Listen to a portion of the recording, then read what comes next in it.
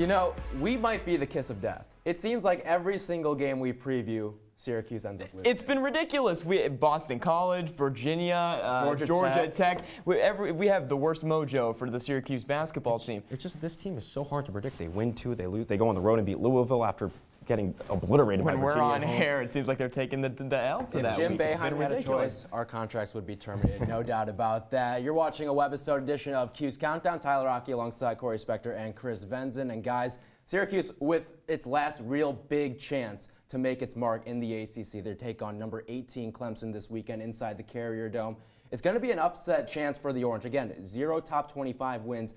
Corey, I'll start with you. What's going to be the key for Syracuse to pull off this upset? Yeah, the key for Syracuse has to be their size advantage. Look, 3 players for Clemson are under 6'3" that start for them. Syracuse doesn't start any player that's under 6'5". So for Syracuse, guys like Matthew Moyer and O'Shea Brissett should be aggressive and get to the rack with ease. The problem with Clemson, though, they're very stingy against FSU last night. They out-rebounded them, and we know FSU is a very lengthy team. So for Syracuse, get into the paint and use your height advantage.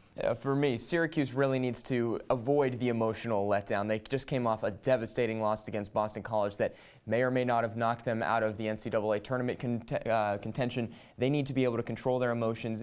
Where is the motivation going to come from for this team when they essentially, they may not have anything to play for when it's all said and done when game time rolls around? Well, we've seen so far that Syracuse has been able to bounce back from some of these devastating losses. Again, not when we're breaking it down, but for the most part. Chris, can Syracuse pull off this upset? I don't think so this time. 77-67 is my prediction. I think that Clemson's going to come away with the victory. They've been playing. They are undersized, but they've been playing well this entire season. They're a very underrated team, and they've played very well defensively. They're top 25 in points allowed per game. KenPom has them as a top 5 team in defensive efficiency. Size, not as big. They are a small but mighty team. They have really excelled this year on that side of the ball. Yeah, I think Clemson also wins this one 74-67. You can't count on any production outside the big 3 of Tyus Battle, Frank Howard, and O'Shea Brissett for Syracuse. Just 6 points against Boston College by players not named those 3 guys.